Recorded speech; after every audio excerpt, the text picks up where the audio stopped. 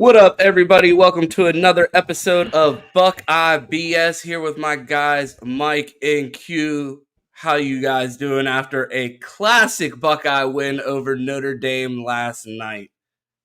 Man, I'm doing good, man. Glad to be here. Glad to get the dub. And glad that I did not have no Notre Dame fans in my mansion. But they are pretty elite with the delete button when it comes to them tweets, though. Yeah, man, I'm right with you. A lot less stressed than I was last night. I mean, a nail biter. It's been a little bit. You know, it was early in the season, so I haven't had to do that in a while. Maybe probably since the Georgia game. So most definitely feel a lot better after the win. Survive and advance is the name of the game in college football. So we did it. We're here. We can recap now and look back. But first of all, just happy to get the win, man. Happy to get out of there. What was your initial feeling right after the game? The clock hit 0. Buckeyes get the win. How are you feeling last night? Oh my God, man. I was stressing. Like you're talking about that last drive. I was stressing. And my wife was sitting there in the background, I guess, recording me, whether we lose or win, she's recording. And when we won, bro, like I was jumping for joy. My kids were saying, "Hey, Daddy, calm down, calm down." Like I was happy, man. So, How about you? I say, man, it's a little bit of like in the new era with Ryan Day. Sometimes when things go down, I feel like, oh, they're going to screw this up. This is actually a little bit of a throwback to the Urban Meyer era, like the 2017s, 2016s. We're doing everything we can to lose the game, and somehow they always pull it out. So that's kind of what it reminded me of thinking back. I'm thinking back so many games where it's like, oh, that's a wrap. And just when we need to play the most, I guess, like he says, they give the very best and they come up with something to get us out of there. So I felt that a lot in the game. Yeah, man. Right after the game, I was sitting right over there. There's a TV right out of frame, and I'm watching the game. And I'm in studio for the Bleacher Report live reaction with Chris Drew, and I'm sitting there, and they're like 3 seconds ahead. So I'm trying not to peek over at the monitor because Chris Drew's having a party during the game, and I know I'm going to see the reaction of whatever happens over there. So I'm just trying to stay laser focused. And Chip gets in there for that touchdown, and I see that touchdown signal go off, and I just start screaming at the top of my lungs. I run over to the mic. Everybody's running over to the computer. We're talking, we're screaming. And then I'm like, you can hear it already. I'm losing my voice. I'm like, fuck. I got to talk on a microphone for the next 6 days, and I'm over here screaming for no reason, celebrating this win. But, man, I couldn't tell you the last time I got that type of excitement out of an Ohio State game. Like, in recent memory, what's the last game that got you as excited as that ending last night? You're talking about Penn State win, right? You know, you go kind of similar. It's down to the last drive. You're talking about down to the last defensive snap as well, man. It kind of felt like that. All the chips are on the line, and who wants it more? And, you know, the Buckeyes showed that they wanted it more. You know, honestly, I think it is. You do have to put the narrative of toughness to bed, like Ryan Day said, after this win, man. Because that's bar. You're out here rhyming. KRS Mike over here. Q, how about you? Yeah, I have to agree with Mike that Penn State win. I mean, I did have a pretty solid feeling coming out to Georgia, but that was a good game, but that wasn't really a win. I just felt proud the team showed up, performed like we thought they would.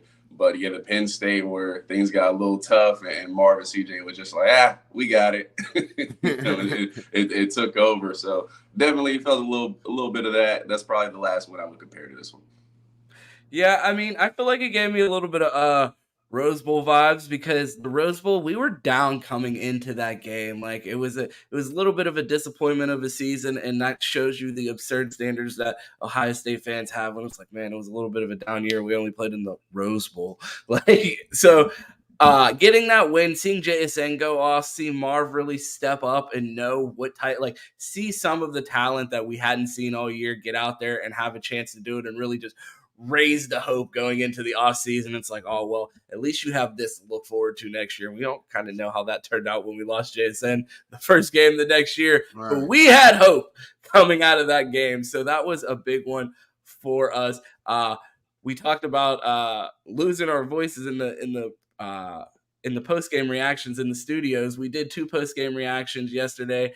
Me and Chris Drew on Bleacher Report, and then the 3 of us were also on Mark Rogers TV. So if you guys haven't seen that, make sure you go check those out. And then we also do a show called the Buckeye Roast Monday through Friday. Me and Q every morning at 8 a.m. And on Wednesday we did a show 5 things we hate most about Notre Dame. And I really debated between my 1 and 2, and I couldn't decide. And when I gave my number 2, I said that Rudy was my number 2 reason why I hated Notre Dame, but it could possibly be 1. But I knew I had it right with my number 1, and I stuck to my guns, and I kept my number 1 the same. And on that show, I said the number 1 reason why I hate Notre Dame is Lou Holtz. And everyone looked at me like I was crazy. The chat was at my neck going crazy about Lou Holtz. He used to defend the Buckeyes, and he's not that bad of a guy, and Lou's a good man. Man, fuck Lou Holtz and Stephon Robinson.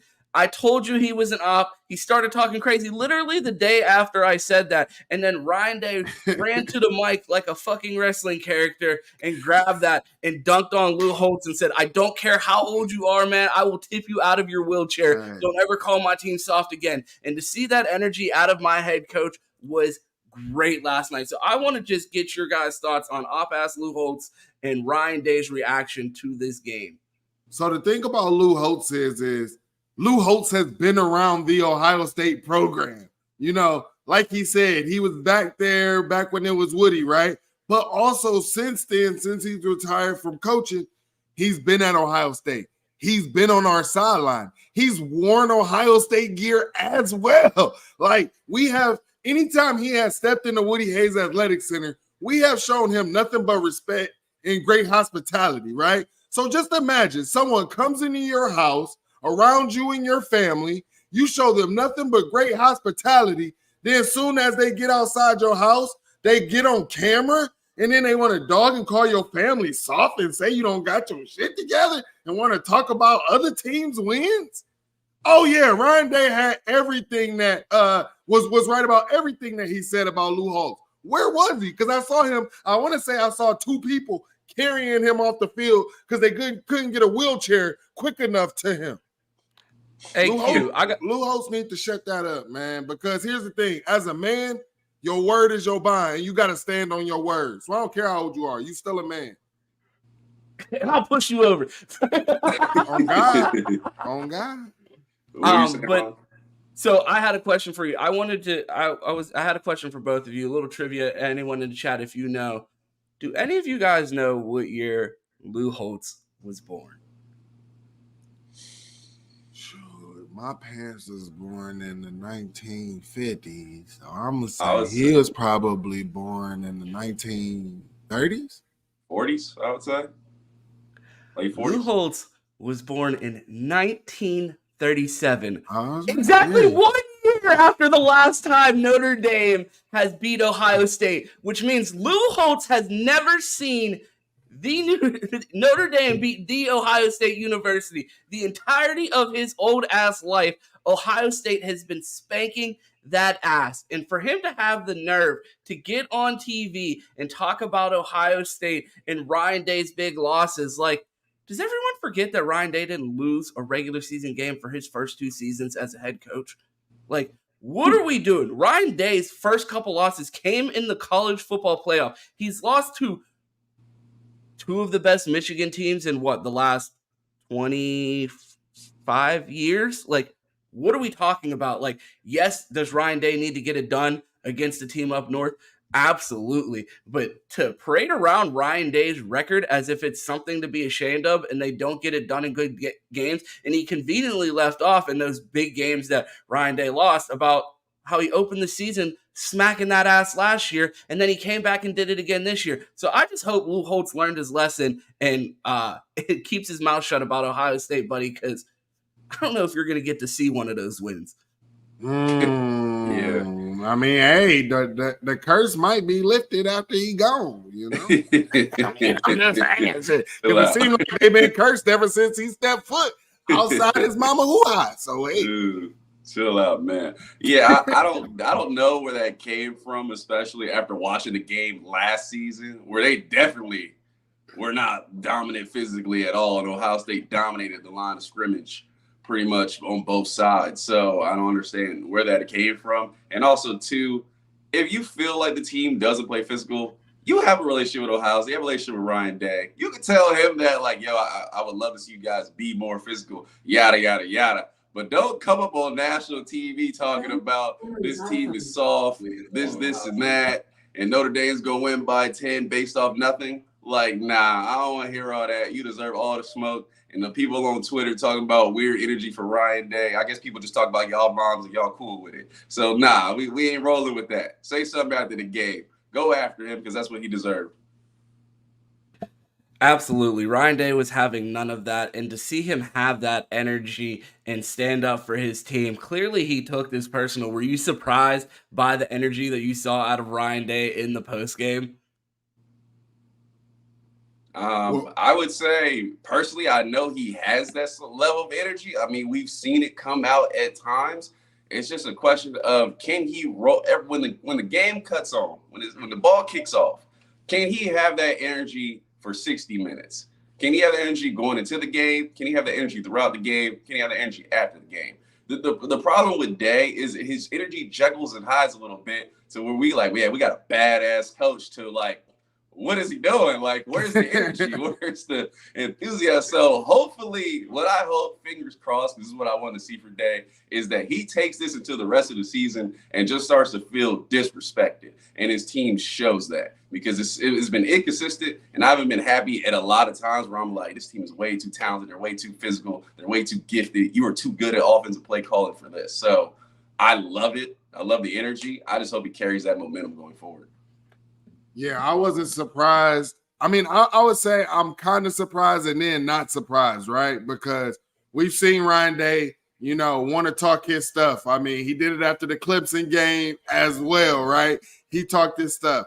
But this one, and everybody's just saying, like, why he go out to Lou Holtz. And, he didn't just say, if you paid attention, he might have said Lou Holtz's name, but he was saying other people and Lou Holtz, right? So I just felt like when Lou Holtz came out and said what he said, that was the tipping point, because he has respect for Lou Holtz, right? Okay, screw what everybody else said. They don't matter, right? But this is someone like you said, you're a friend. You got my number. You done been around me, right? So, I mean, yeah, I'm glad that he talked this shit. But like you said, man, he do need to see a therapist and work on that bipolarism. So we got to do a little housekeeping, because, man, we are flooded with super chats right now. We wanted to get through this intro before we dive into them, so we're going to start. But before we get into those, you know the rules around here. If you're the first one in the chat, you get a shout out. 107 people in here. Big shout out to our guy, Chat OG, Mitch Valentine, with the first chat in the chat this morning. So big shout out to Mitch. Thank you for that. And make sure you guys smash that like button. We got 110 people in here. We need to get that to 75 likes before we get to the 30-minute mark. We appreciate all you guys spending your morning here with us on Buckeye BS. So let's get into these super chats. The first one from our guy, Chat OG, Todd Doyle. They either need to figure out red zone 1 yard shit or kick a field goal. Never should have been this close. Ryan Day's stubbornness damn near cost us the game. I tweeted out during the game before the final play of the game. I took the picture of Coach 30 doing the Ohio State breakdown and said Ryan Day has 1 yard to go. pisses down his leg, because that's exactly what he did for like 5 straight attempts during the game on 3rd and 1, 4th and 1. Ryan Day just overthinks it, pisses down his leg, and misses it. We go for it. We leave the points on the board, don't kick the field goal. Overall, we talked about it last night on the Mark Rogers Instant Reaction. It was a classic roller coaster experience of the Ryan Day play calling, like the ups and the downs. But when he gets it done, you have to applaud him. It was frustrating, and it definitely needs to get cleaned up. But when it mattered most, he did get it done. What about you guys? What do you guys think about his play calling on 3rd and 1 and our attempts in the red zone? I mean, honestly, I think Ryan Day needs to get away from the finesse, right? Like, this is a tough football team. But also, the reason why your play calling is this way is you're not using your running backs the correct way. You're basically using Trey as running back 1, and you're not playing to his strength in his offense to his strength, not using him, getting him in speed and space. So that's an issue. Then when you bring in Chip on those 1-yarders, you see Notre Dame stacking the box. But then you're going to do jet sweeps and all of this stuff to the short side of the field. Ryan Day has to get that cleaned up, bro. Allow these guys to be able to use their speed on the wide side of the field and actually be able to get a chance to make someone miss. Every time the beat asks him about that, why do you keep going to the short side of the field? He keeps bringing up NFL.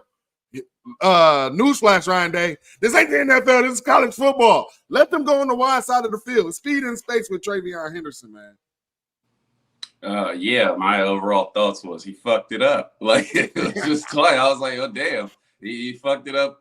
He fucked it up again. So I told Mike, I was like, he probably was like, well, I messed this up twice, so I guess I'll run it this time and see what happens, because it didn't work the last 2 times.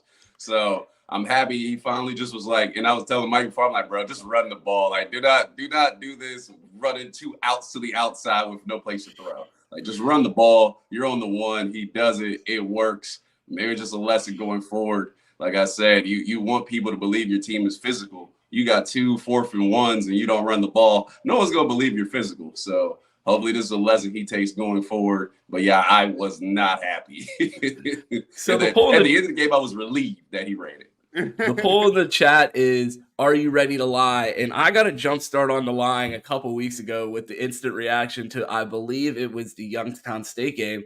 And people were talking about our struggles on 3rd down. And I'm like, no, guys, relax. Ryan Day's just using shitty plays. He doesn't want to show his hand and let people know what he's going to be doing on 3rd and short early against Youngstown State. That's why we're running pitch plays to the boundary. There's no way we're going to see those in meaningful games. And then what do we see last night? A pitch to the boundary. Like, what are we doing? That play has to look.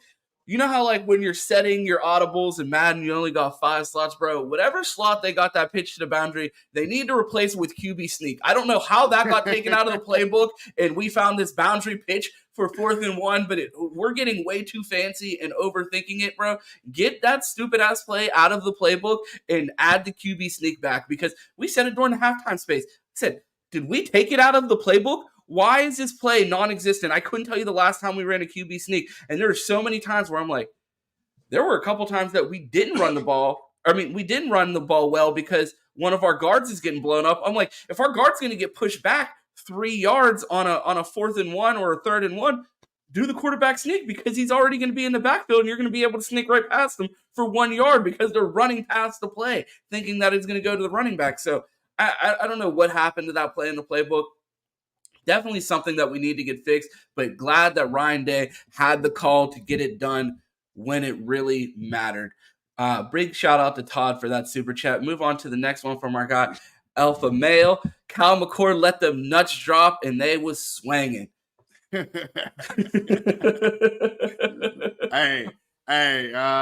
big pause on that. Yeah, I was waiting for it. I was like, I really feel like the only commentary for that was right there. Don't get paused on super chat. I was going to let you get it since you're the one who read it. So, like I was definitely going to let you get it, man. But yes, Kyle, what I was going to say was on that last drive, he showed ice in his veins. All I heard leading up to this game was the simple fact that Sam Hartman had been here before, that the moment wasn't too big, that the younger guy is more prone to making those mistakes. Well, them last drives when Sam Hartman had to ice the game, guess who made a mistake? Sam Hartman. Guess who didn't on that last drive? Kyle McCord. He was dotting them motherfuckers up, man. Let's go, Kyle.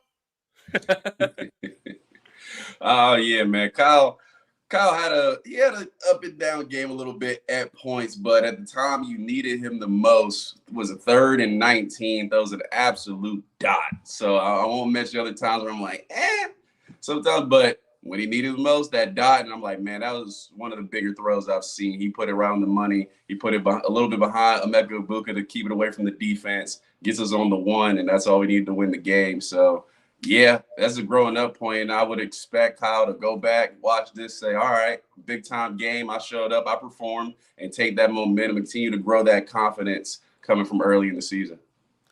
Our guy Hollywood Hogan decided to join the show, so I think it's only right that we play some theme music before we bring him up here and run that intro back one more time. If you're in here, we appreciate you joining us. Make sure you smash that like button. We got a big guest coming up here in a second.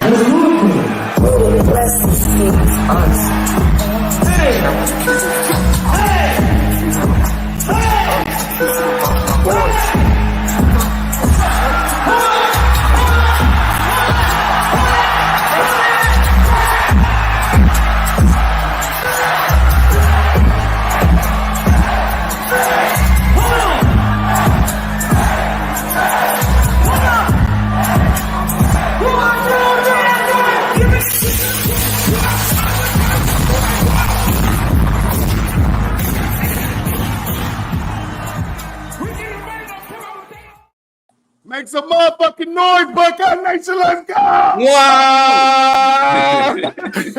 Yes, sir. Smoking that Lou Holtz. Yeah. I got a few minutes, man. I'm on a wedding, about to get on the road. So I had to catch this Wi-Fi real quick. But listen, it wasn't pretty, bro. Like, it wasn't pretty. But the craziest part about this whole thing is, like, did we expect Ryan Day to be able to win a game like this? Like, based off of his track record? Like, last time we was in a situation like this for real, it was like Clemson 2019, where it's just like small decisions ended up being the difference maker in the game. But hey, we fucking won, bro. Like, I don't know. Sam Hartman had the ball in his hands. He could have went down and did what Kyle did, but he didn't. Kyle did it, and we won. So, hey, Who you giving your MVP of the game to, Cam? Oh, Lathan Ransom, 100%. Fucking animal. Talk about it, bro. He made some money yesterday, bro. Oh, and Perry Eliano, a fucking dog. That motherfucker. He the only motherfucker on the staff with a Thorpe Award. Look at that safety room, bro. Josh Proctor out there fucking balling. He been on our roster for 55 years. Look like ass. Perry Eliano get a spring with him, get some hands on him, and now look at him out there balling, bro. Look at Lathan Ransom. Filling the alley, being physical, all of that shit. Sonny Styles, Malik Hartford, everybody in that safety room is ready to fucking play. We talked about that during the KJ Bolden instant reaction. We said, are we being too hard on Perry Eliano because he's only been here a year? Is he going to prove that he's able to develop these guys and he knows what he needs to play within this scheme? And is he going to show us it's not about stargazing and I'm going to have these boys ready to play? And I think he's proving it right now with the play that we're seeing from these safeties. Definitely. Well, no, you can't lose your cousins. I don't care how good your unit is playing. If you got family, get them on the team. But his guys certainly are balling out. Hey, man, family or not, bro. All I know is motherfucker coming to Ohio State with that scarlet and gray on, and they getting coached by Perry Eliano, and they're going to be ready to play. So that's all that matters. Hey, I mean, to be honest, he do show he can rotate guys in. And we were critical of our safeties last year, but it just showed he just needed to be able to get that development, get them to work a little bit more. So, I mean, hey, honestly, I would like Perry Eliano to keep working with the safeties and, somebody else on the staff who apparently works with the DBs, but they're a special teams coach. Maybe Perry Eliano can do that. Oh, one more flowers before I head out. Coach Fry. Everybody told us that offensive line was going to be the Achilles heel when we came to South Bend because Josh Simmons' ass, Carson Hensman's ass. We don't got no O-line. We don't got nothing, blase, blah, blah, blah. And they held they fucking own, bro. So. Yeah, my flowers for Justin Fry are still in the cart right now. I'm gonna hit check out on those here once we stop taking ridiculous penalties on the offensive line, and I will sing his praises from the mountaintops. But I gotta see these penalties stop, bro. That's mental, bro. Like the offensive line knows the snap count. Like, how do you coach a motherfucker that just don't hit? Is that not discipline? You know what I mean? Like, what am I supposed to do? Smack him? Like, bro. What he would have. He had, like I told you guys on the instant reaction show, he had 2 less penalties than what Isaiah Prince would have had, bro. I'm good. What are we talking about? The GOAT. Yeah, but nah, I got some more takes, but I'm gonna let y'all boys get after it, man. It's good seeing you. I ain't been on here in a minute dealing with some shit, but I'm back outside. I'm gonna holler at y'all. All right, miss you, fam. Take it easy, bro. Have safe travels. Yeah. Appreciate you joining. Man, good. Me and Q were talking before the show. Good to have Cam pop in. We know he was at a wedding, but good to have Q in here. I mean, good to have Cam pop in here. Me and Q were talking before the show, man, do we need to write notes for this? And you guys said, absolutely not. I'm just going to keep sending the super chats. So I have 2. I'm going to put one up on the screen. I want Q to read it. Then I'm going to put up one on the screen. I want Mike to read it. And then we will keep going through them. Our next one, Q, you are up. Yeah, so I can see it. This is from, man, I still can't get your name. Jamet? Is that it? Jamet? How do y'all say that? I did. What is it? I was just gonna say J-Man. J-Man. Okay, we'll go with J-Man. That sounds cool enough. I thought I'm screwing up your name. But Lou is persona non grata. I thought Stephen Hawking died. It turns out he was hiding in South Bend. It's over. Oh, man. There's really nothing to say to these. They're just hilarious. So I'm just going to let you guys read it. How about this one, Mike? From Taylor Spivey. Do we win if Lou Holtz doesn't open his blank holster? What?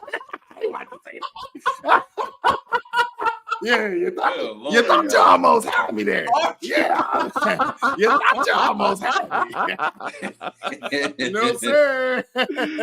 Yeah. Oh, my God. Our chat is always on bullshit, just like we are, and it's called Buckeye BS for a reason, because you know we're on bullshit every time we come in here. The super chats keep rolling. I just want to give a big shout out to the ones that we've seen so far. Todd Doyle, our guy Alpha Male, Jamet, I guess, and our guy Jay Spivey, always in the chats. We appreciate you guys. Another chat OG, our guy Just Gene. The team showed more in this game by playing all 4 quarters than they ever have under Day, in my opinion. Go Bucks, and hit that like button. We got 150 people in here. Make sure you guys smash that like button. Run the likes up after a big Buckeye win. There's only 66 likes. There's 150 people in here. Let's run that up to 100 likes before we get out of here today. That's what I'm saying. Come on, like folks. the video, or I'm trying to think you are a hater. Hey, what do they say at Minutes? If you don't like the video, you must like the weenie wash at Northwest. Our next one.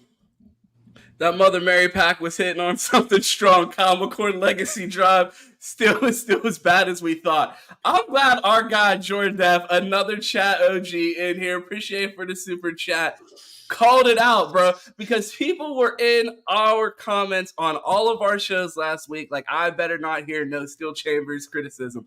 It's a party today and a celebration, and we ain't gonna go in on bro, but things could have been said. Yeah. Did you guys think that was a legacy drive for Kyle McCord? I was sitting on the phone last night talking to everyone after the game, and I'm like, it feels like we just watched a historic game, and I feel like a lot of times it doesn't feel like that in the moment, that like you watched a classic game that's going to be shown on Jumbotrons and highlight clips 20 years from now. And I feel like rarely do you get to realize that in the moment when in a regular season game, when it's not the team up north, or a playoff game with a team when the program has such high expectations. But like, when you're playing NCAA and you have a close game that comes down to the wire and it's like, this ranks number 7 on ESPN Classics as one of the greatest games ever. And I felt like after we watched the game, I felt like I got like one of those notifications. I felt like I watched a classic Ohio State game that we'll remember forever. Did you guys get that type of vibe from that win, or was it just a regular season win to you? No, this is definitely going to go down as a classic, regardless of what anybody say. Like, this is a top 10 matchup, and I think that Notre Dame is going to be ranked by the end of the year. So this is a top 25 matchup that came down to the wire early in the season. When you talk about, is this a Kyle legacy drive? Yes, I would honestly not only say that this was a Kyle, but this is a Kyle and Ryan Day. When Ryan Day said, okay, I can't be conservative no more, I got to actually put it in Kyle's hands and open shit up, Kyle delivered. So why can't Ryan Day? I'm hoping that this can be a marriage or a merge for both of them as a legacy for them to both have confidence that they can do this going forward in the rest of the season. Yeah, I think it more depends on how the season finishes, how important this game is. Obviously, we go down, we screw up going down the season. This game not going to mean much, but obviously, if we make it to the playoffs, have a chance to win a natty, you're going to look back at this game and be like, wow, that could have been a turning point of the team. That game kept us alive, without that big loss, and we move forward. So I think that's where it will depend on where this ranks, but definitely for Kyle, big time moment, hopefully the first of many. Needs to give him that confidence. I'm hoping this is not his legacy drive and he has some more in the tank. I mean, I don't want your legacy drive in week 4. It's not a recipe for success. So hopefully he's got well more, but this could be the start of the legend of Kyle McCord. Absolutely. Big shout out to our guy, Jordef, always supporting us in the chat. A shout out to our guy, Nathan. There's nothing in this super chat, so I want to take this moment to let you guys know, if this ever happens, ping us in the live chat and let us know that your question didn't come through. We'll go ahead and find it in the chat. You do not have to send another one to pay for your question to get up here. So thank you. You did send another one, but we appreciate that. If that ever happens and you don't get your question off when you grab the super chat, just ping us in the live chat and we'll make sure that we get that up there. You don't have to send us one again. We appreciate it. And if you want to, have at it, but you don't have to do that. We really do appreciate that.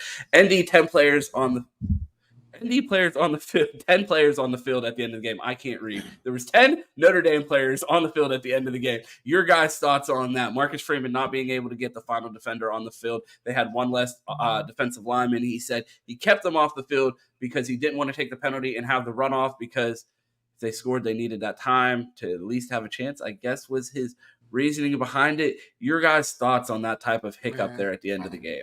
A lot of people are going to be critical about Marcus Freeman for this, but really, who's the position coaches, right? Everybody's going to want to blame Marcus Freeman, but if he's supposed to be the CEO, right, and then those position coaches are that's supposed to run them guys out there and have his guys out there, why is that on Marcus Freeman? Now, I understand why you don't run that guy out there, because you run him out there, he's already running out on offsides. They hike the ball.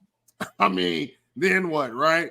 So, I understand, but you got to understand, this is still a young coaching team. There are going to be some mistakes, and they're going to get better, man. These things happen. Yeah, I'm with you.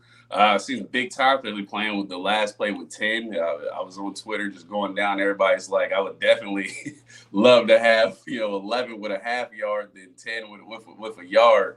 But I mean, you got to make a decision. Marcus Freeman, whether he didn't want to take the penalty, you never know. So I mean, it happens. It's a young mistake. He'll bounce back from it, but it does seem big time because he lost. But you always get the criticism when it goes wrong. If they would have made the tackle and chip was short, then you have the penalty, and it's like, oh man, why would you do that? So you're not going. Nobody's going to be happy either way. But he'll learn from it. He'll be fine. Yeah. So aside from this mistake, I was super impressed with Marcus Freeman, his team, and where he had his team ready to play. Did you Mhm. were you like looking at him a little side eye, like future Buckeye head coach someday? Like if Ryan Day were to ever move on from the Buckeyes, like do you think that Marcus Freeman would ever leave Notre Dame? And is that someone that you would have on your list as potential replacements for Ryan Day should he ever decide to leave because he's not getting fired? Yeah, he definitely has. He definitely has to be interviewed. Last year everybody was looking at the team like, I'm not sure. But what did he do? He said, "Hey man, Tommy Rees, I kind of want to move on from you." He went and tried to get the Utah offensive coordinator, but they didn't want to pay the buyout, so they had to promote from within. Something that Urban Meyer tried to do in 2015. Here's the thing with a young Marcus Freeman: his promotion actually worked. Urban's didn't. So shout out to Marcus Freeman, man. I do like what I'm seeing. That defense, man. Even though they might not be recruiting to the Alabamas, the Georgias, and stuff like that, that defense was legit. Yeah, I think he's done a solid job. Definitely still has a little bit to go. I would love Notre Dame to be on a perennial of playoffs, trying to get in there, attempting to win a championship somewhere in there before he would come over, because the expectations is high here and you can't be, not making the playoffs or at that level. So we'd love to see him still take time, develop his game a bit, but so far I have no complaints with him. I mean, I thought, in the 2 games he's had against Day, he's gone toe-to-toe with him for the most part. And obviously we have more talent, so that carries over. But, I thought he's done a solid job. Before we move on to our next super chat, a big thank you to our guy, Nathan. I didn't want to have to do this, but we're going to have to run a commercial because we're still not at 100 likes. Run those likes up, and hopefully we will have another special guest for you guys this episode. So make sure you smash that like button. We are also simulcasting this on Twitter right now. So a lot of people new to the show that haven't seen the show may be seeing this for the first time on Twitter. We are on YouTube 7 days a week doing live streams on this channel. Tons of shows: The Fans Edge, Dogs Film Room, the Buckeye Roast, the flagship right here, Buckeye BS, the college football pregame show with Chris Drew of Menace to Sports. So many things going on this channel. Make sure that you're like and subscribe to this channel.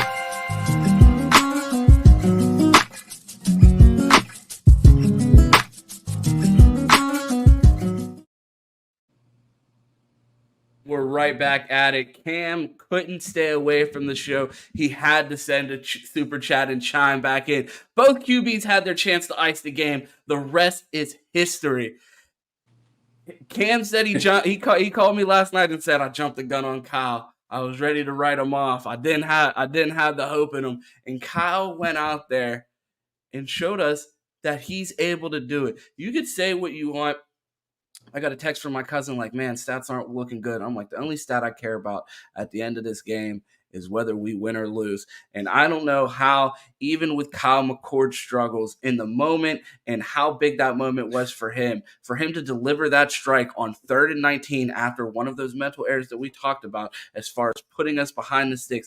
He stands in the pocket and delivers a strike to Emeka Egbuka on the 1-yard line to put us in position to win that game. I don't know about you guys, but I feel like him showing me in that moment that moment wasn't big enough. I've seen him make the throws. We know he has the arm. Ryan Day wanted this guy for a reason, and he answered my biggest question about him.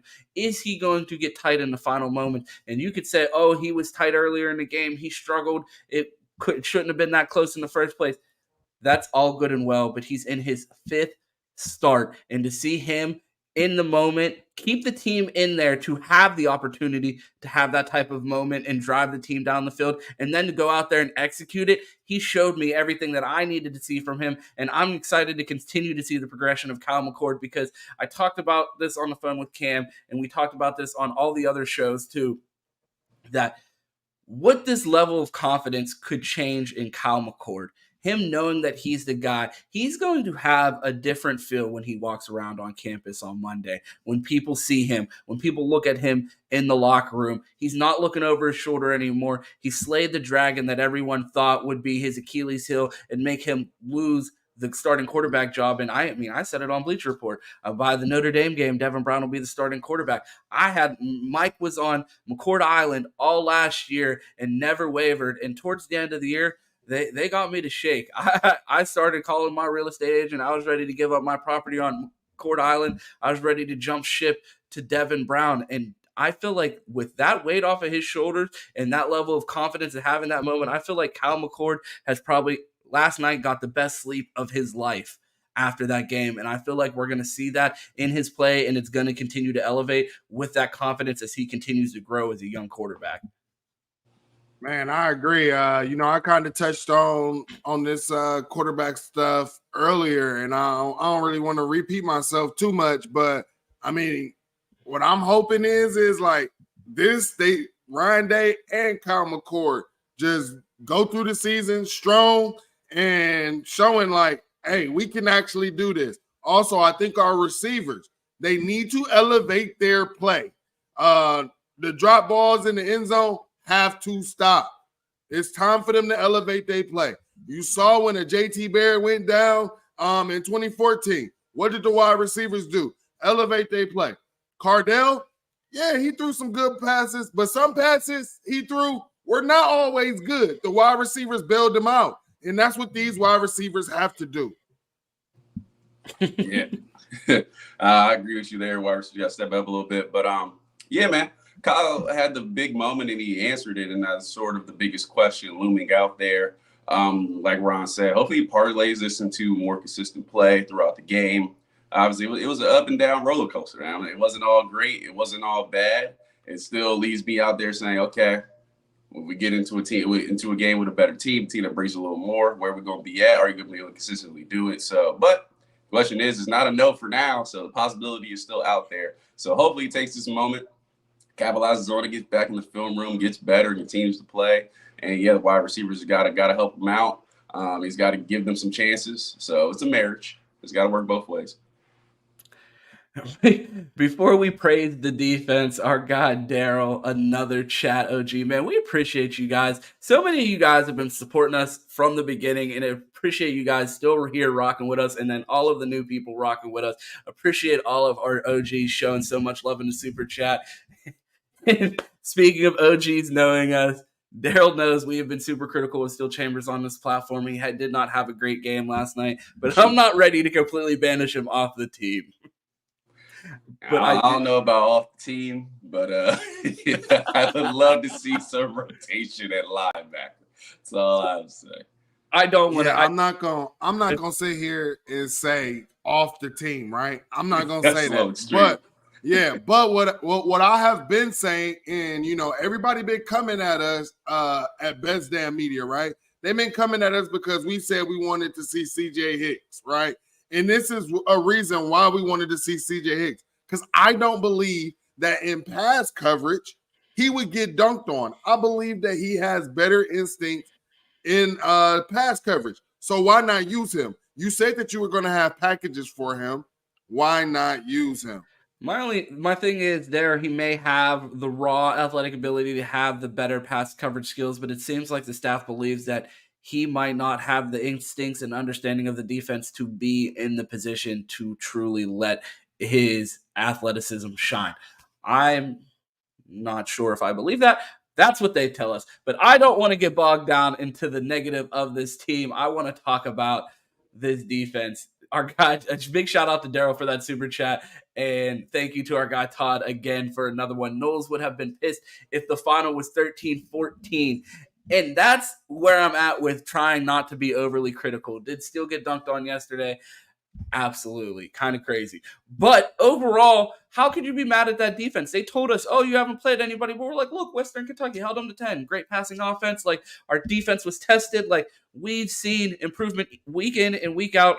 We've seen improvement from last year. We've gotten undrafted players out of our secondary and overall just leveled up this defense, and we're believing in this defense. And it's hard to criticize. I feel like a lot of people are missing how well this team is playing by getting obsessed with the box score. They're looking for stats. They're looking for they're looking for sacks. They're looking for interceptions. They're looking for turnovers, and they're not seeing them, and they're still not happy with this defense. But at some point, you have to look back, take a step and look back and say, this defense is getting it done. They're doing what they're being asked to do, and it may not look the way that you want it to, and it may not be as pretty or fancy. I mean, 4 turnovers last week. I mean, that was pretty nice to see, 2 defensive touchdowns, but like, it's not overall what everyone's expecting. But at the end of the day, they're holding the other team to less points than us, and that's the name of the game. And for Jim Knowles, after all the criticism that he had last year, everybody had the questions: can Jim Knowles change his approach?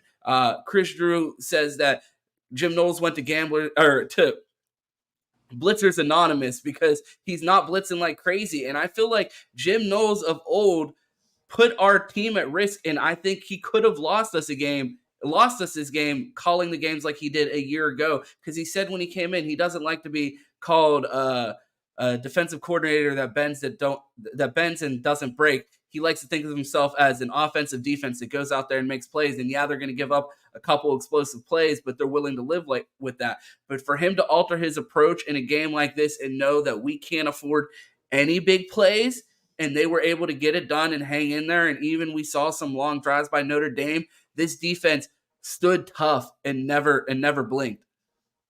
Yeah, shout out to Jim Knowles. Holding teams to 14 points. I mean, Buckeye Nation, did we even do that with Arkansas State? I mean, we watched several teams, sex up our secondary multiple times. Shout out to the secondary because they came in clutch, right? When that run defense wasn't really holding up, who was there late to make those stops?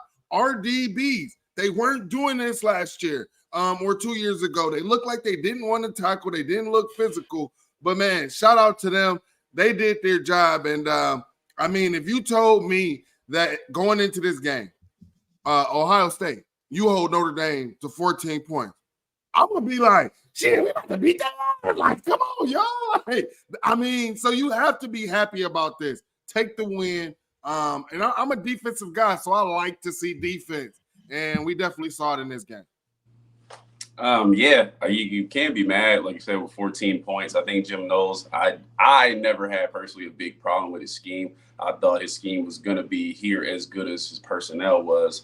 And I think that's what we're starting to see. Obviously, people have some complaints because personnel, some places aren't as productive as others being. But the places where the personnel is really productive, they are dominating the game. You heard Cam talk about Lathan Ransom, Josh Proctor, coming downhill a lot in the run game yesterday, laying hits. I think Lathan Ransom had about 3 or 4 hits where you were like, damn. He's coming down with bad intentions, and you don't want the ball in your hand. I don't care if you're 6'1", 225, you're still getting rocked. Josh Proctor, another big-time game. Tyreek and Mike Hall inside. Good Lord, they were monsters yesterday. And Ty Hamilton, too, I'll give him his credit. Those guys just set the tone for the defense. They were fighting double teams. They were all over the place. Hell, they almost had interceptions. So those guys were just very dominant in the game. Hopefully everybody gets to that level. You imagine what this defense would be. But the plays where the defense is good is really, really good. So got to be solid with that and then continue to grow. Absolutely. Big thank you to all of our super chats so far. Another one from our guy, Ramon. Some of you may know him as Harry. Walking your trap, take over your trap. ND Pack hitting nice. Did you guys wake up with a little extra pep in your step this morning, man? Like, I woke up, birds were chirping. It felt like a great day, man. Like, we talk about these Buckeyes and how scrutinized they are and how often the Buckeyes don't get to enjoy Saturday because they're always judging themselves against the powers of college football, and no win is really ever good enough unless you win by 100. But having to talk about the Buckeyes 7 days a week, do spaces, shows, instant reactions, everything that we do around this team, I was not interested in talking about a 9-3 team this year. I had zero interest in that. And knowing that we got more time to continue to celebrate and hopefully go on a national championship run, and our joy wasn't stolen in week 4, it has me feeling a little bit better this morning. How are you guys just feeling after that win? Hey, as my guy Seaball, shout out to Seaball, man, says, don't mess my Saturdays up. And the Buckeyes didn't do that, man. And I was able to lay down and sleep really, really good. and then wake up looking forward to this show because I can see the Notre Dame fans going to church, giving 1,000 Hail Marys because of all the cuss words that they said and everything like that. Just not having a beautiful day at church, man. That organ sounds so beautiful right now. So it was a beautiful Sunday morning for me. Yeah, I'm happy we're still in the game, and that's what's most important. We're still in the game. Everything's still to play for.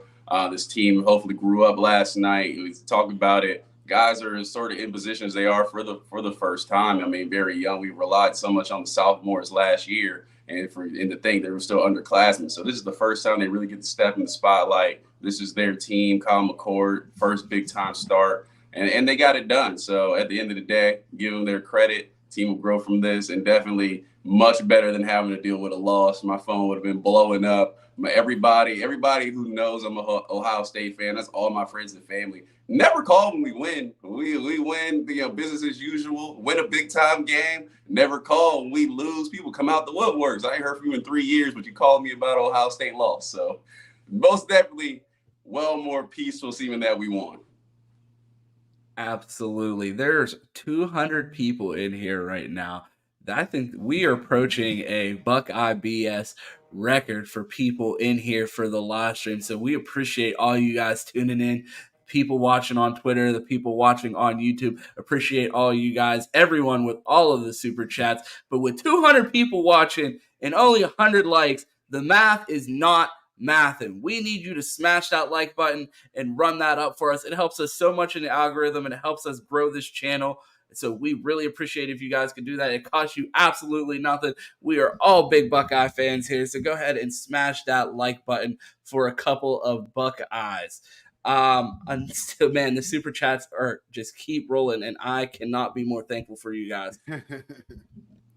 President Kasai. We need Buckeye Nation to say it with me. Kyle Snow. Buckeye Nation, let's get this nickname started. Get the t-shirts out. Kyle Snow is here.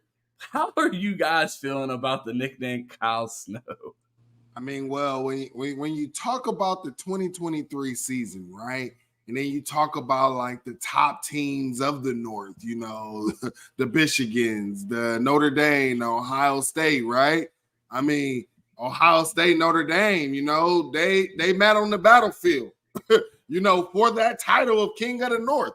And right now, Ohio State is holding that title of King of the North. So for right now, he might be Kyle Snow because he definitely had that ice in his veins like Jon Snow. So. Yeah, he still got a ways to go before we just throw that nickname out there. Obviously, your King of the North is not determined by week 4; it's determined by week 12. So he still got a little ways to go. We'll put that on the shelf, save it for later. But obviously, that's the first notch in that legacy of Kyle Snow. As he went to Notre Dame, he got the dub. Let's go to Ann Arbor and get another dub, and I'll give you the nickname after that. So a little ways to go, but like to start.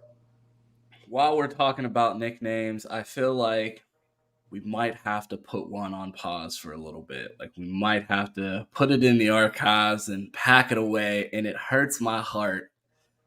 But I think we might have to chill on the Lion Day nickname. And while I think it is the greatest nickname of all time, I think we might have to chill on, bro, for at least a week. No, he doesn't get a pass for a week. No. Hell no. He told me that this is the best preparation this team had. And I'm sorry, but on the offensive side of the ball, they did not show the best preparation to me. Sorry. Nope. He lied. You're not ready to retire Lion Day. Nah, bro. Yeah, when he says we going to play loose and come there and air it out, and Marv ain't getting a catch until a couple minutes in the second quarter, we ain't airing it out. So, and your play calling still suspect? Yeah, you lied to me. Yeah, I'm glad that you brought up the Marv not getting a catch in the second quarter. I called Chris Drew like, does Marv still play for the Buckeyes? Like, what happened? Like, there's times, and there's this play, and we see it every time. Like, you get this, like, the offense starts to sputter, and you see Marv get this look on his face, and it's like, if y'all don't just throw me the damn ball. And you just see Marv run the most regular ass slant and get 8 yards. And it works every fucking time. It's like, why don't we do this more often? And it's like, there's absolutely no way that you can wait until the second quarter to get the ball into your best playmakers' hands. And like, I felt like Ryan Day used to do that a lot in the past with Justin and CJ. Like, it just felt like he would find a way to get them in a rhythm and get them easy throws early on. And I just feel like we don't see that with Kyle. Do you guys feel that way? Do you feel like it's something that Kyle's missing? Or does it seem like a little bit different that like we don't get some of those like get comfortable, here's an easy throw type of plays with Kyle? Oh no, we did it. We did it to start off the game. We threw the little BS swing pass right on over there to Mecca, right? We did the little, let's get you comfortable. No, man. I just feel like Kyle needs to have those down the field throws. Like, that's what builds his confidence. Like, being able to complete those, if you got to scheme that up and find a way to call that an easy thing, do that, because that's what really I feel like fuels Kyle. But the easy throw shit, my bad. Yeah, I agree with you, Mike. I would love an outside throw just to be like, okay, he's either gonna come down with it or it lands out of bounds, but just to get you to throw a deep ball.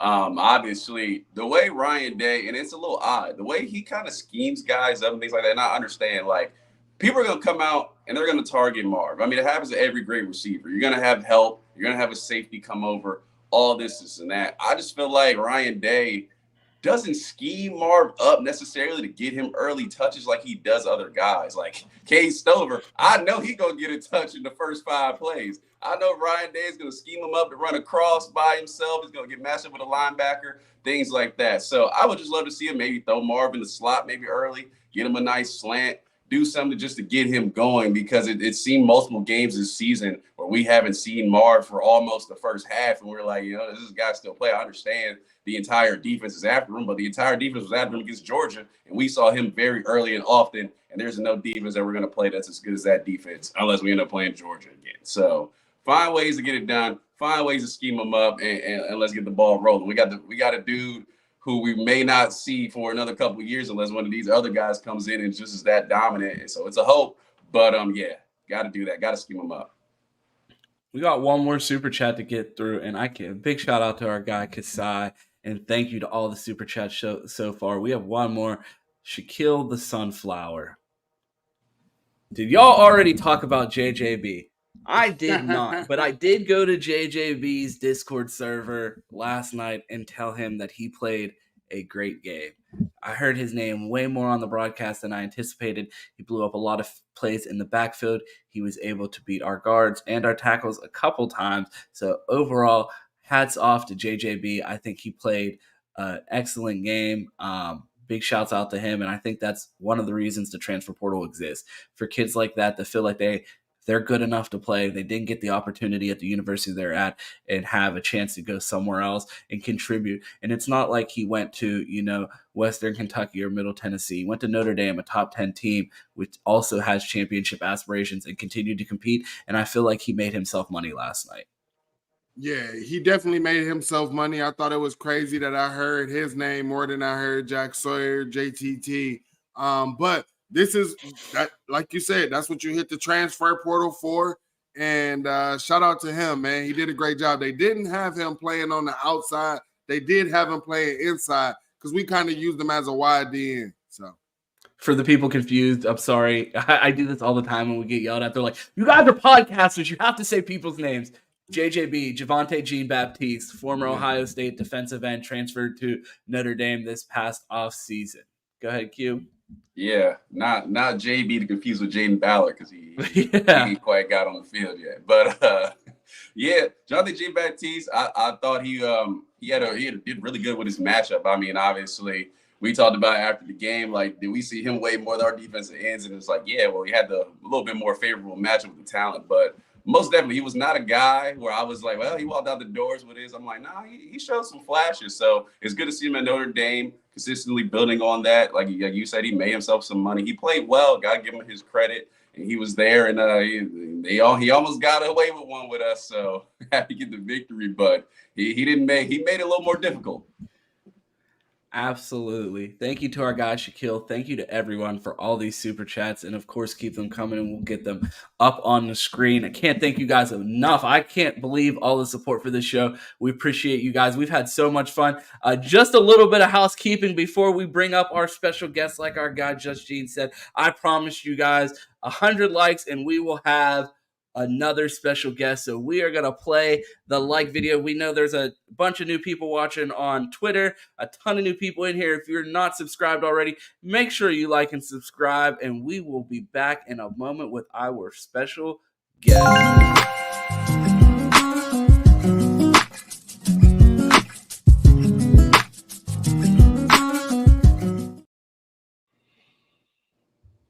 Black man, Back black man. with our guy Chris Drew. Bro looks like he had himself a night. Bro could not get off of that Bleacher Report instant reaction with me and start drinking fast enough. I'm pretty sure everybody in the party was sitting in the car waiting for Chris Drew to go hit the bar for us to get off live.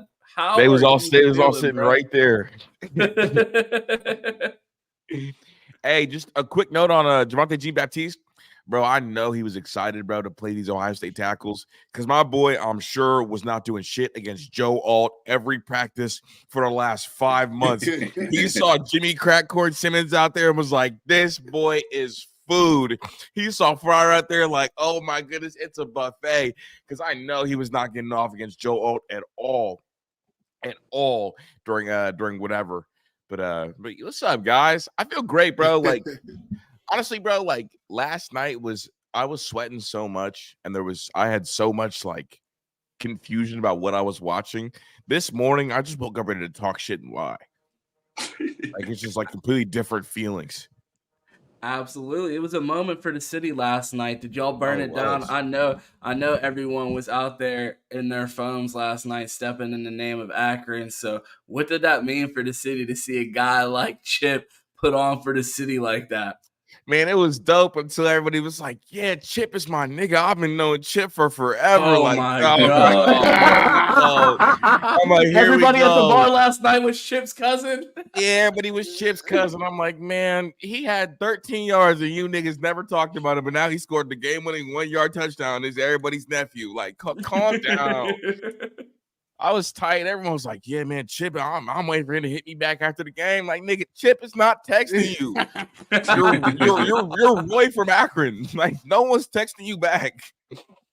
I couldn't believe it. No, but it was really cool, bro, because I've been a Chip guy for so long. Years now.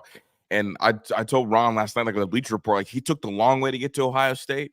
And so it's really cool for him in a moment like that, in a game like that, for him to get on the field and score the game winner. But shit, man.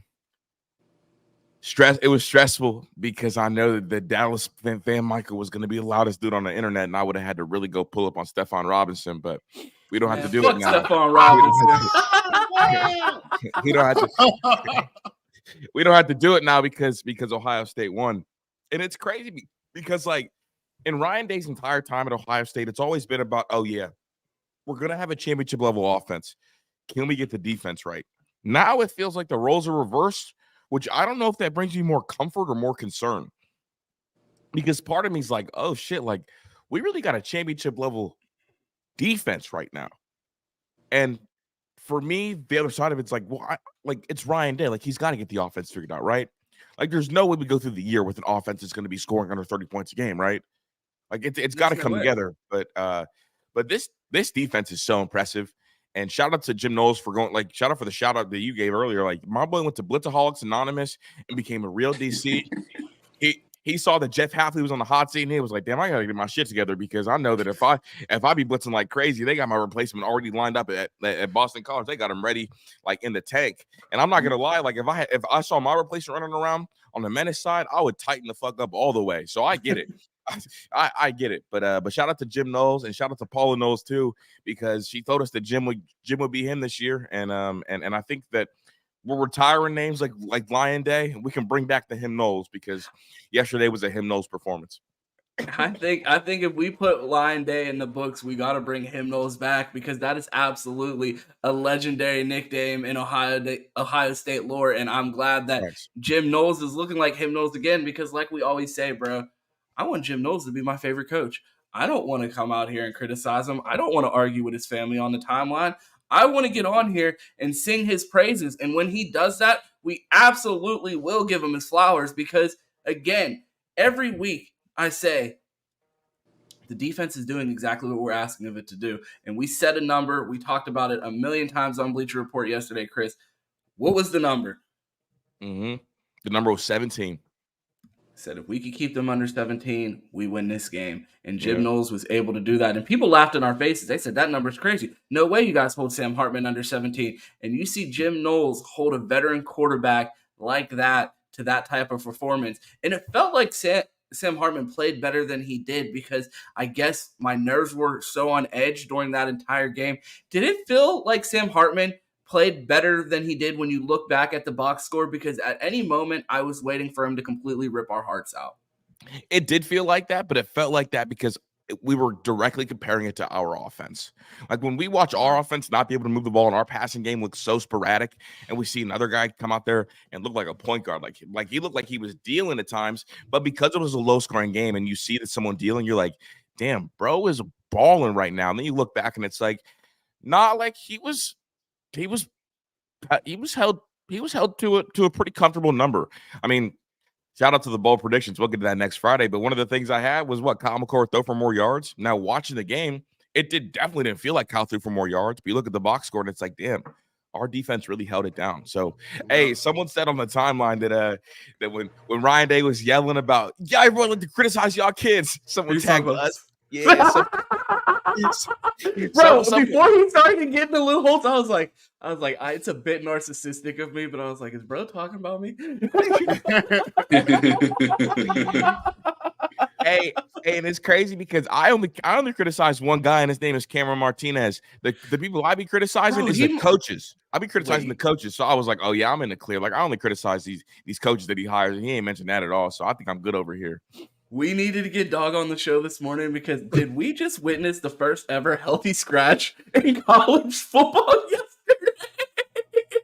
They were like, Cam Martinez ain't playing. They ain't give us a reason why, but bro's not playing, we promise. I was like, I hope he's all well in health, but it sounds like, did we just see a healthy scratch for the game and Cam Martinez is not going to play just because, like, we ain't going to even we're not even going to give Jim the chance. Like, bro got to sit this one out. He might already be in the portal. We just don't know. Somebody check. Stop it. We hope everything is well. If you see Cam Martinez in class on Monday, man, you tell him he is a Buckeye. It's crazy Ron is saying this when Ron had the craziest violation of Cam Martinez I've ever heard. I'm not even going to revisit it. You're probably about to be in class in Cincinnati. What you talking about? Bro, I honestly, I've never said anything on the show like the Rocco Spindler. I was nervous too. Like, again, I know these are kids and I don't want to be overcritical of them because, bro, I remember some of the times that I had in college when I was just having bad days and didn't even want to go to class, and I couldn't imagine some idiot with a red hat on the internet criticizing me 5 days a week and then still having to go to class. So I try to be self-aware and not be too mean to some of these kids, but there's been 2 times where I was like, bro, I think I might have stepped over the line, and I went crazy on Rocco Spindler, the guard for Notre Dame, and he played a decent game yesterday, honestly. I'm interested to see what it looks like on the film, but it felt like in the moment, for the most part, he didn't play that bad. And then the other one was my Cam Martinez bar about the Blocko jersey. I'm not going to repeat it again, but crazy. I was texting everyone after the show like, I think I might have went too far with that one. That was way crazy. Too far. Hey, how do y'all feel about when we go 4 wide? Do you like XJ in the slot? Yeah, I mean, honestly, bro, like I like when we go 4 wide. Speaking of that Blocko jersey, that's what reminded me of it. When we go 4 wide, I saw Blocko in the slot, and I'm like, whoa, this is kind of crazy. And he made a huge play when that corner came hot, and Kyle didn't have to read anything, just like throw it to him. Mm-hmm. I'm like, damn, XJ looks way faster when he's playing wide receiver than he does when he's returning kicks. Absolutely. Well, I mean, he had a couple moments last year, remember? Yeah, bro, it's big game X, bro. Like Notre Dame last year, huge plays. Georgia last year, huge plays. Even Michigan last year, they got him on a couple jet sweeps, and he was able to kind of manufacture some first downs. It's like XJ's kind of one of those guys that like in the NBA, he doesn't start. He's like a seventh guy on the bench, but when he gets in the game, all of a sudden 2 corner threes, and you're like, oh shit, who the fuck is this nigga? Q, I got a question for you. I was talking to Cam on the phone last night, and he called me. Cam does this thing where when he has a point that he really has to get across, that he's really not even trying to discuss, he'll call me and say something and just hang up. And I got one of those last night. It was from Cam. Bro, I told you about XJ. Click. He said, I told you about XJ. And after the call hung up, I'm just sitting there and I'm like, I'm always championing for younger players to play ahead of XJ and saying that I would have loved to see XJ have the opportunity to be wide receiver 1 somewhere else. Not because I want XJ to leave Ohio State. It's because I believe XJ is that good of a receiver and could be a wide receiver 1 somewhere. And I was shocked by his decision to come back and play this role. But he's, like Chris Drew said, in every big moment, XJ is always there. So my question for you, Q, is there ever a time that you looked on the field and been like, what the fuck is XJ out there? It always seems that like he's either out there making a big play or he's not out there making mistakes. Like when you see XJ on the field, do you think a big play is coming? Well, he's delivered big time moments whenever he's really stepped on the field. I never look at him and be like, dang, I wish we had, Carnell Tate or Innocent. I'm like, all right, well, let's see what we got. And he continues to deliver. My thing is, I'm hoping we scheme it up more. Like Ryan Day scheming up guys. It seems like back when we had Garrett and Chris, like he was cooking it up. And like now, like Julian Fleming at wide receiver 3, I'm like, this is not a dude where you can just have him come out and run routes. Like you're gonna have to scheme him up to use his athletic ability. Like he's good when he gets the ball in his hand, but he ain't about to go break a guy down to get the ball in his hand. So I want you to scheme him up, XJ. I want you to scheme him up. So some of these guys, I like we use them in effective ways. And Xavier Johnson is one of those. If you get him in space, you see what he can do every time. You don't expect him to go against a QB cornerback 1 and just break him down and get open. So like you did yesterday, you knew the guy's coming high, you put him in the slot, give him an easy lane, and then see what he can do after the catch. So I'm never worried when he's in the game. Even he had a pretty good kick return yesterday where I was like, well, I don't know where that's going. And next thing you know, we're on the 35. So continues to be impressive. Continue to use him in effective ways. I wish we did it with more guys, but I'm never upset with XJ is on the field. Mike, what about you? Yeah, man, I'm never complaining about XJ either. Every time he continues to make big plays when we need them all the time. So I ain't got no complaints. Bro, when XJ's out there, I smile, bro. I know, like shit does not go wrong with XJ on the field. Like everybody else, some will go wrong. When I see K running across the middle and 2 guys stuck to him like white on rice, I'm like, damn, something's about to go wrong. Yeah. So Chris, you feel like do you think that that's a touchdown in the back of the end zone if it was a XJ instead of Emeka Egbuka? Absolutely, bro. You think XJ catches that? Bro, in my book, XJ makes no mistakes. I have yet to see bro make a mistake. And my thought when I watched Emeka do that, I said it on his face, I was like, oh my God, he lies to his girlfriend. Because this shit is crazy. This shit is crazy. I'm like, oh dear God, he lied to her. He got caught with another girl outside and looked at her dead in her face and said, nah, this is my cousin. Like he lies to his girlfriend. It was unbelievable. This nigga had one of the clearest drops I've ever seen. Got up, did a full celebration, dapped up Marv, dapped up Fleming, dapped up Chris Drew, dapped up Brian Hartline, and then dapped up Ryan Day, knowing damn well he dropped that ball and it bounced right back into his hands. The nigga is a liar. I love him, first rounder, but oh my God, he will lie to everybody. He will lie to his grandmama. We might need to call him Lil Meech. Hey, can I not help my cousin bring the groceries in? That's what I'm saying, bro. Hey, that's exactly what it is. Nigga, Eric, Easy was here at my house, bro. I dapped Easy up so hard that I literally have flashes to the stadiums. It was like a That's So Raven moment where I literally was dapping up Emeka. And then I look at the replay. I'm like, nigga, you gonna dap Emeka, you really gonna dap me up? You gonna dap me up knowing you dropped the rock like that? Nah, bro.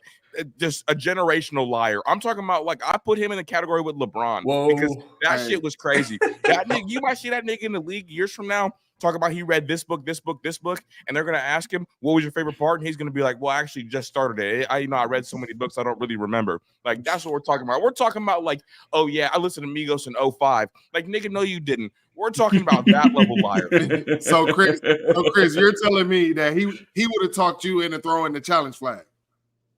Honestly, yeah. But now, now if Emeka ever says something. If Emeka ever says something to me, I'm like, hey, Julian, come holler at me because I know with a hairline like that, Julian Fleming is definitely honest, and I know Julian Fleming will come over there and tell me the truth. Oh my God, I don't think so because bro's lying to himself, thinking that he got anything to hold on to there, bro. No, but the thing about the people that lie to themselves, they won't lie to other people. You know what I'm saying? Like I know with that kind of hairline, Julian Fleming is so wise, and he will let me know. Kindred spirits. I'm a liar too, though. I'm gonna lie about this football team, but damn, this nigga Emeka is giving me trust issues. Like I might look at a chocolate chip cookie and be like, nigga, is that raisins or chocolate chips? If Emeka baked them, I've never chocolate covered raisins. That's what I'm saying, bro. I've never felt so in tune with an Ohio State player and could never felt so relatable to one for a guy that wears a beanie every day on a podcast because of his hairline. I seen your boy Julian Fleming walk into the game last week with a fucking beanie on with a suit. And I was like, don't give me ideas, bro. Because I might pull up at the next option in a suit and a beanie because fuck this hairline, bro. Y'all got to run these super chats up a little bit more if I can make it to Turkey. He needs to just go ahead and get the Hans Ward cut, man. Just go ahead and do it. Give it to the Lord, as they would say. Hey, you can donate your hair to charity. Just saying, he just needs one deal and one trip to Turkey. Absolutely, bro. Nigga, I'm trying to go to Turkey too. No cap. I wear a hat every day, so we get it. Exactly. Everybody seems to be contributing to the turkey fund today because we have big super chats. Big shout out to everyone that showed up. 200 plus people on this live episode in the YouTube app. So we appreciate that. Shout out to all the new watchers on Twitter. Make sure that you like and subscribe to this video if you haven't already. Smash that like button. It helps us so much. It enables us to get big guests like Chris Drew to join the show today. But I appreciate everyone joining us here for Buckeye BS. Mike, let the people know where they can find you. Man, you can find me on Twitter at 216_wildboy. You catch me in the spaces, man. Y'all missed a hell of a space last night.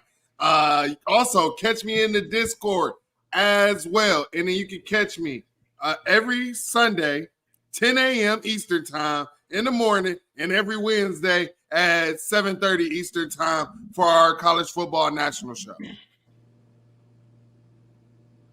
Chris Drew, where could the people find you? Do you talk about college football anywhere? Bro, you can find me with you, bro, because swear to God. I swear to God, me and Chris Drew are talking about the Buckeyes every other day. Q, where can the people find you? If you want to find me, not hard on Twitter, City Boy Quentin. Pause. We're gonna run that back. We're gonna no pause here. Chris Drew is here. We're gonna no let pause. you try that again. Where can they find you, Q? It's not hard on Twitter. You want to find me? Bro. Trying to get us a Cialis Twitter. deal, bro. No one wants to hear about your flaccidness. Come on. Oh, man. City Boy Quentin on Twitter, man. Find it Johnson on Instagram. At City Boy Flaccid on Twitter. Never hard on Twitter, bro. The only fans models never. City Boy Flaccid is fucking crazy, bro. City Boy. Y'all wild, bro. Also talk movies, minor league films, but if you want to find me here, man, Buckeye Roast every morning, 5 a.m.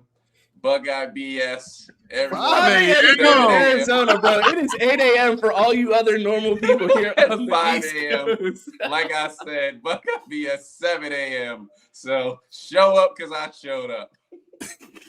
Absolutely. If you want to find me, you can find me on Twitter at 2Ts. That's 2_TEES. You can find me on Twitch at the same thing. You can find me on TikTok at 2Shiesty. We are here every Sunday for Buckeye BS, the flagship at 10 a.m. We have the Buckeye Roast Monday through Friday. Me and Q talking all things Buckeyes. The Fans Edge on Wednesday with Mike, EG, Cam, and Disney giving you a national perspective. This week we have 2 Dog Film Room dropping. We had a little bit of technical difficulties with the Western Kentucky game, so we will have that fixed and cleaned up later this week, and we will also get Dog's perspective on this game. I guarantee when you watch those film rooms, you will learn something that you've never heard about football. And we got one more big, of course, every Saturday morning, the college football pregame show with me, Chris Drew, and whoever clicks on the link in the morning, because we're always down to have guests on that show. Always a good time. Saturday mornings, great way to start your college football pre-games. And we got one announcement before we get out of here. We are doing the full slate of Ohio State Bleacher Report content for the month of October. So we got 8 streams coming up on the Bleacher Report app. Some combination of me, Q quit. Nah. He was like, I'm done with this YouTube channel. Only find me on Bleacher Report. But we have the full slate of streams on Bleacher Report. We will be on there 2 times a week. Some combination of me, Chris Drew, or Q. Combination. Yeah, combination. You'll see some pairing of us 8 times in the month of October. So if you have not downloaded it already, make sure you download that Bleacher Report app. Smash that like button and subscribe to the channel. And we appreciate you for joining in to Buckeye BS. Go Bucks, OH, I-O. and fuck Stephon Robinson. Forever. Blessings,